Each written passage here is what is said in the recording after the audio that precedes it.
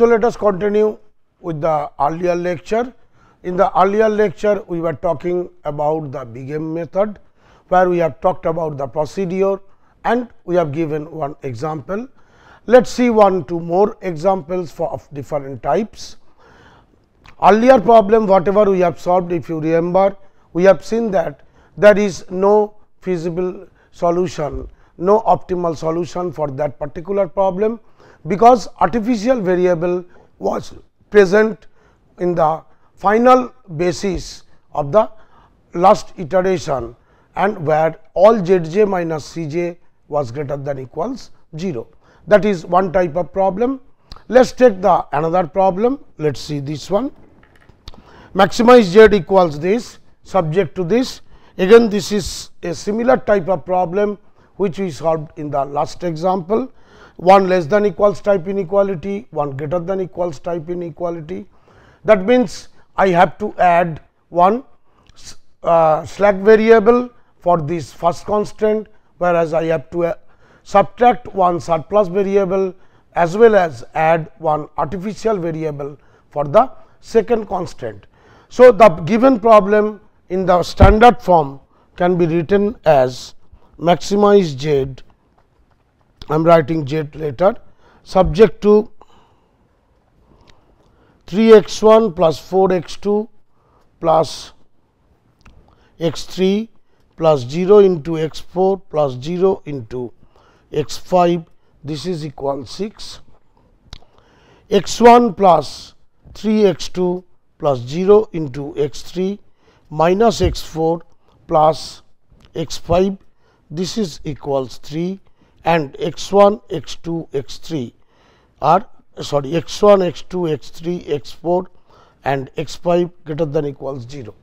So, for this particular problem, your x3 is the slack variable which you have introduced to make the less than equals type into equality type, whereas for the second constant x4 is the surplus variable and x5 is the artificial variable, by using which you are making the second constant of greater than equals type into equality type.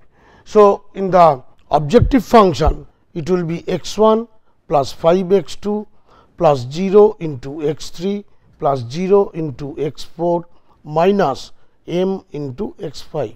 So, as I have mentioned earlier, for the slack and surplus variables, the coefficient will be 0 in the objective function, whereas for the artificial variable x5, the coefficient is a very large number m, and which is a negative coefficient minus m into x5.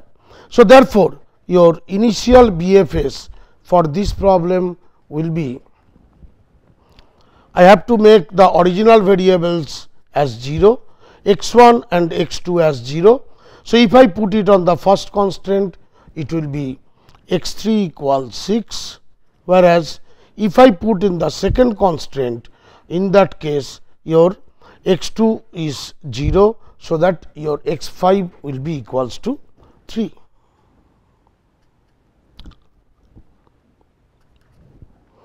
So, in your this one, in your problem, your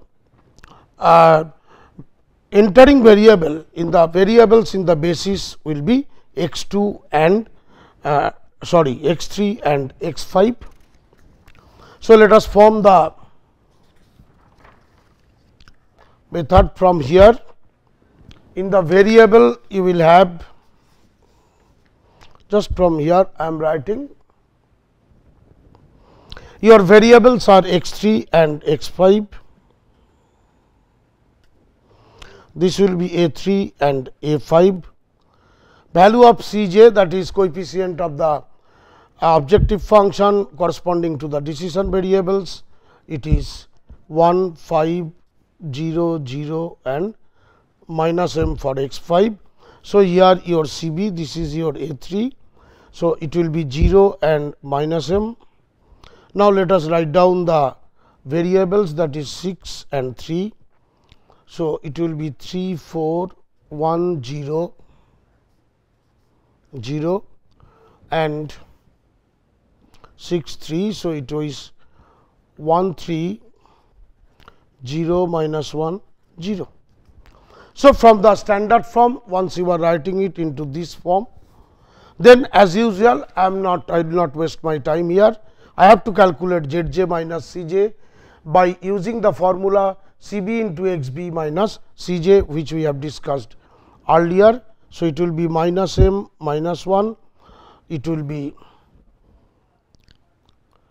minus 3 m minus 5, this is 0, this is m, this is 0. So, all Z j minus C j not greater than equals 0 for all j. We have two negative numbers. Out of these two negative numbers, this one is the most negative. So, your entering variable will be x 2. So, corresponding to this column, I have to find out the ratio now, x b r by y r j. So, x b r by y r j will be 6 by 4 and 3 by 3. Therefore, minimum is 1. So, this is the outgoing vector and this will be your pivot element. Means in the next iteration in the simplex table in the basis, your x 5 will go out and your x 2 variable will be coming here, and I have to make this pivot element as 1 and all other elements in this column as 0. So, here now it will be x 3 and x 2. So, that this is a 3 and a 2 and your C j remains the same. Please note this thing here. You have to note one point, that after this your outgoing variable or departing variable is the artificial variable x 5. So, once the artificial variable is going out of the system, then in the next iteration you remove the column corresponding to the artificial variable also. So, please note this thing, whenever one artificial variable is going out of the system, since due to the problem it is going out, then in the next iteration the variable corresponding to that artificial variable, that column also we will remove from our simplex table. So, that if you see the next table, here the column for x 5 we have removed, whereas it was present in the first table. The reason is the variable x 5 is artificial variable, and since it is departing, so I have to remove the corresponding column. So, now write down the C j, that is 1 5 0 0.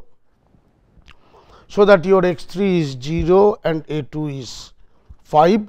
So, I will make it 1. I am directly writing 1 1 by 3 1 0, that is 1 0 minus 1 by 3, and for this I have to make this as 0. For that one it will be 2 5 by 3 0 1 4 by 3. This I am not explaining, because already we have explained all these things in the last or earlier classes. The value of Z j again we are calculating in the same fashion. This is 2 3 0 0, but this value is minus 5 by 3. So, all Z j minus C j are not greater than equals 0.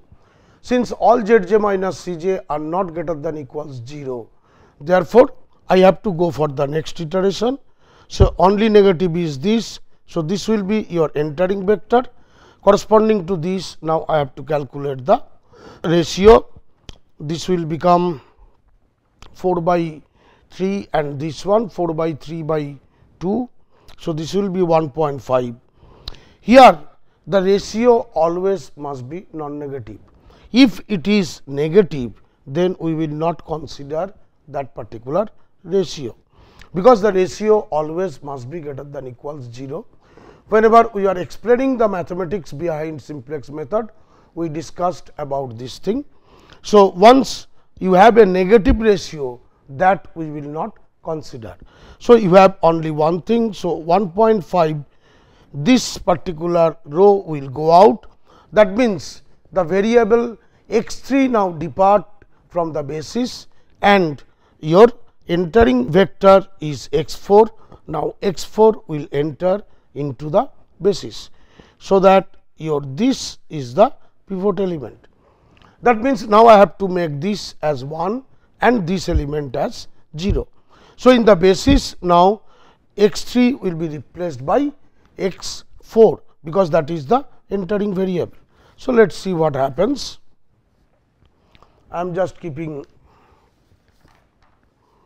both over here, so that you can understand.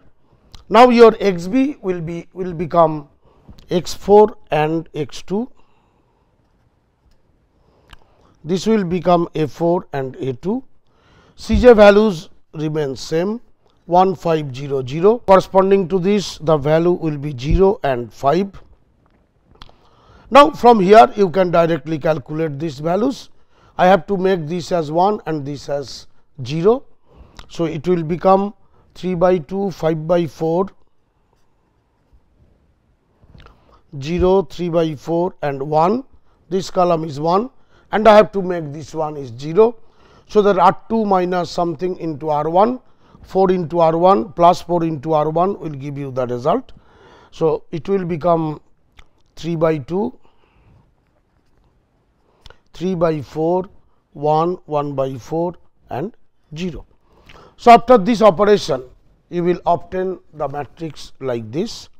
If you calculate the z j minus c j value, you will obtain 19 by 4, 0, 5 by 4 and 0. Now, you see here your z j minus c j is greater than equals 0 for all j.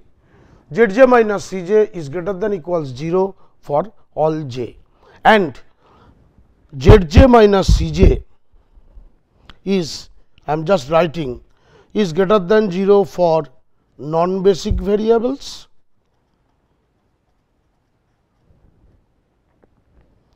Your non-basic variables means which are not present in the basis, that is x 1 and x 3. Therefore, your optimum solution whatever you will obtain, that will be unique.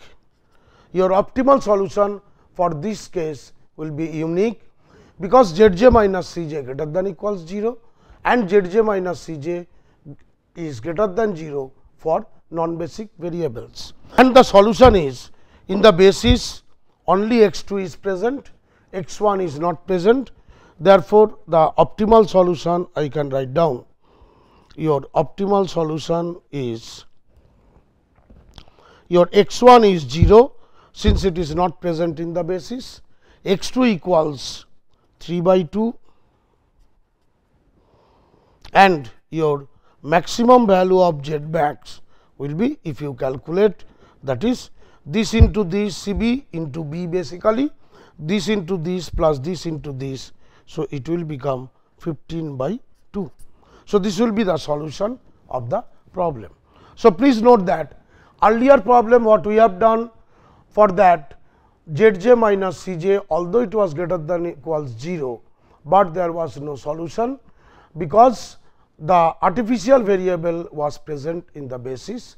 Whereas, for this particular problem we have z j minus c j greater than equals 0, artificial variable has been removed and z j minus c j greater than 0 for non-basic variables x 1 and x 3, and optimal solution will be unique, and optimal solution can be written from this table itself like this: x 1 equals 0, x 2 equals 3 by 2 and z max will be 15 by 2. Let us take one more example, that is with equality sign, so that you can solve the problem by this: 2 x 1 plus x 2 plus 3 x 3 subject to x 1 plus x 2 plus 2 x 3 less than equals 5, 2 x 1 plus 3 x 2 plus 4 x 3, this is equals 12, and x1, x2 and x3 are greater than equals 0. So, this particular problem, if you see, one constant is less than equal type and one constant is of equality type. Usually, if you remember, what we have told is, for less than equal type inequality, you have to add the slack variable, whereas if it is greater than equals type, like earlier two examples, where you have to subtract one surplus variable and add one artificial variable. And if you remember, in the procedure we have told that if it is equality type, in that case you have to add one artificial variable only in the constant to obtain the initial basic feasible solution. Let us see why it is required for this case. So, in the standard form, we can write it like this: maximize z equals, I will write down this thing, subject to x1 plus 2x2 plus x1 plus x2 plus 2x3 plus x4 is necessary, equals 5, and 2x1 plus 3x2 plus 4x3, x4 will not be there. Say, suppose I am writing just like this, what will happen to this case? If I do not add any variable over here, what would be the consequence? As you know, to obtain the initial basic feasible solution, I have to make the original decision variables equals to 0, that is x1 equals 0, x2 equals 0 and x3 equals to 0. So, once I am making x1, x2, x3 equals 0, then I am getting x4 equals 5 here, but from here I am not obtaining any independent variable. So, for that reason, for equality I have to add one artificial variable over here, that is plus x5. So, that in the basis, if you have this one x1, x2, x3 as 0, then your x4 will be 5 and x5 will be 12 is the initial basic feasible solution. So, I am making 0 into x5. Now, what will be the form of the objective function? Original objective function is 2x1 plus x2 plus 3x3. As you know, for the slack or surplus variable, the corresponding coefficient of the slack of surplus variable in the objective function is 0. So, that you can write it as 0 into x4, and corresponding to the artificial variable x5, your coefficient will be one negative very high number, which we are denoting by minus m. So, that it will be minus m into x5, and x1, x2, x3, x4 and x5 all are greater than equals 0. So, I had the problem here. The problem is with this equality sign. Although this is equal, but I have to add one more artificial variable to this particular problem, because of what reason? To make or to derive the initial feasible solution. Here we are adding it. So, please note this one, that whenever you have the equality, sometimes if required to obtain the initial basic feasible solution, I may have to add one artificial variable, and the coefficient of the artificial variable in the objective function will be as usual minus m. So, your initial BFS basic feasible solution is your initial variables we are making 0, x1, x2, x3 as 0, and once you are making them 0, in the first constant automatically you will be satisfied, x4 will be 5, and from the second one your x5 will be 12. So, effectively again I am emphasizing on this, that the way we are choosing our solution, that whenever we are starting, they always will satisfy all the constants of the given problem, because they are satisfying the equality constant over here. So, either less than equals or greater than equals or equal type constant, if it is there, at least at equality it will be always satisfied. So, basic for initial BFS we are choosing in such a manner that from the very beginning itself it will satisfy the constants. So, that our only problem will be to check whether the value of the objective function is optimum or not, and that we are checking by the value of z j minus c j value. If z j minus c j is greater than equals 0 for all j, then the value will be optimum. So, please note the beauty of the simplex method, that whenever you are starting your solution, you are choosing a particular solution in such a fashion that the solution will always satisfy your constants. Only thing you have to check if it is optimal or not. If not optimal, again you will choose another extreme point of the feasible region, and extreme point means it will satisfy again the constants, and you will iterate the process. So, now I will write down the simplex table corresponding to this particular problem. So, let us see this one. Yeah, now it is visible. So, your from here your basis, in the basis two variables x 4 and x 5 will enter. So, I am writing here your x b is x 4 and this is x 5.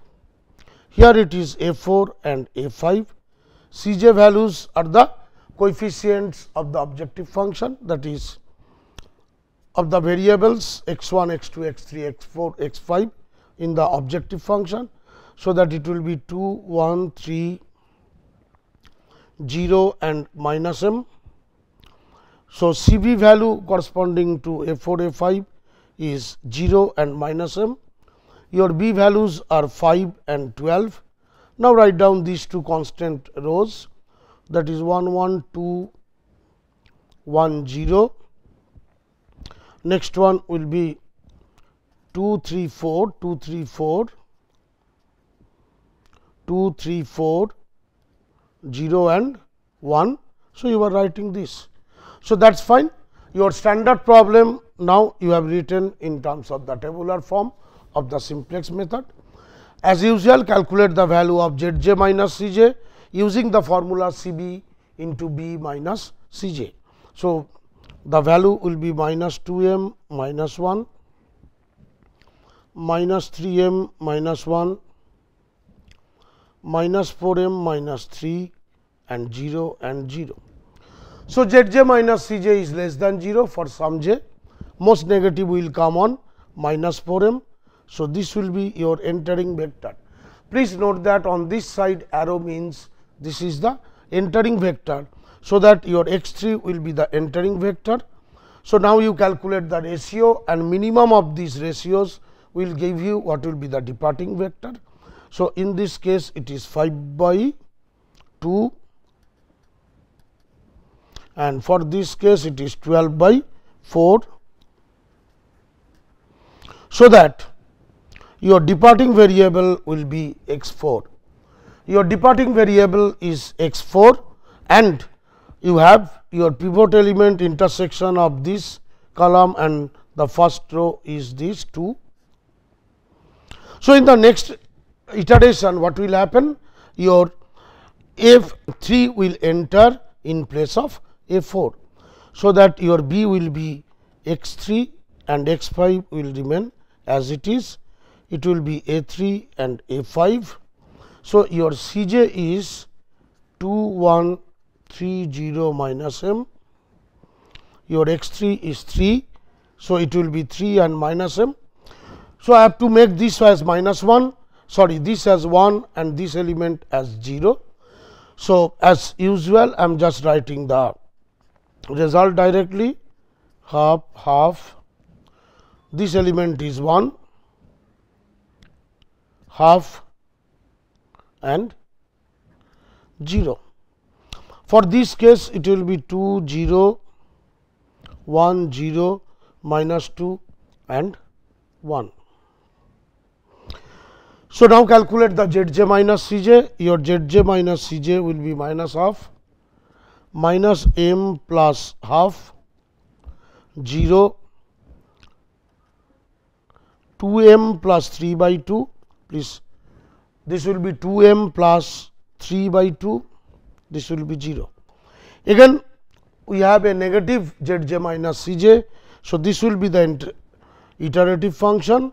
Effectively, I have to calculate also the this one xbr by yrj. So, this is the entering variable, x2 will be the entering variable. So, if I take the ratio, this will be 5, this will be 2.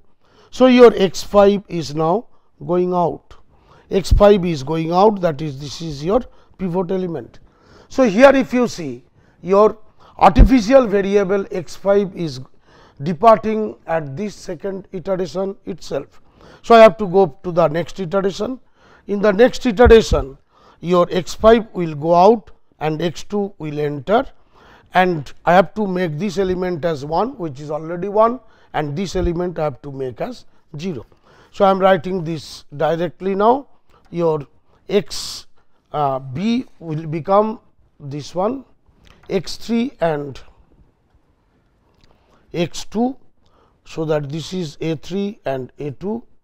Here if you note, in the earlier case, earlier table, artificial variable has gone out from this, and we have told once artificial variable is going out of basis, corresponding column of the artificial variable also should be removed, and we have done this one. Now, we are taking only 4 variables x1, x2, x3 and x4. Cj values are 2, 1, 3, 0, Cv values will be 3 and 1. So, after these operations, the columns will become 3 by 2, half, 0, 1, 3 by 2, 0, 1, 0, minus 2. Let us calculate the Zj minus Cj. I am not discussing all these things, because now I think you will be able to do it of your own. Again I have a negative Zj minus Cj. That means, again I have to go to the next iteration. So, x1 will be the entering variable, for outgoing this will be there 3, whereas for this case this value will become 2, this b value will be 2. So, this divided by 0 is infinity. So, that also we cannot consider, therefore, only 3 is there. So, your outgoing variable will be now x3. So, x3 will go out and x1 will enter. So, that in the next table your x1 and x2 will come. So, that this is a1 and a2, Cj values remains the same. Once the Cj values, that is it is 2, it is 1. Here the intersection of the row and column entering vector and outgoing vector is up, that is this is the pivot element. So, I will make as 1, this as 1 and the corresponding elements of that column as 0. So, if I make it, it will become 3, 1, 0, 2, 3, whereas it will remain as it is, already 0 is here. So, 2, 0, 1, 0, minus 2. If I calculate Zj minus Cj now, this is 0, 0, 1 and 2. Now, if you see all Zj minus Cj are greater than equals 0 for all j, and Zj minus Cj equals 0 for basic variables, Zj minus Cj is 0 for basic variables, Zj minus Cj is greater than 0 for non-basic variables x3 and x4. For non-basic variables, it is x3 and x4. So, for this case, the solution will become unique. Your optimal solution will be x1 equals 3, x2 equals 2, x3 is not present in the basis, therefore, x3 equals 0.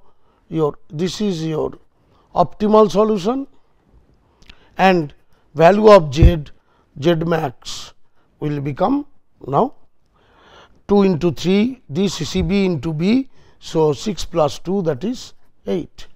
So, please note that since z j minus C j greater than equals 0 for all j and z j minus C j equals 0 for basic variables x 1 x 2, z j minus C j greater than 0 for non-basic variables x 3 and x 2. So, the optimal solution whatever you will obtain, that is unique, and optimal solution is x 1 equals 3, x 2 equals 2 and x 3 equals 0, and the maximum value of z whatever you are obtaining, this is equals to 8. So, I hope now you have understood how to solve the problems, LPP problems using big M method.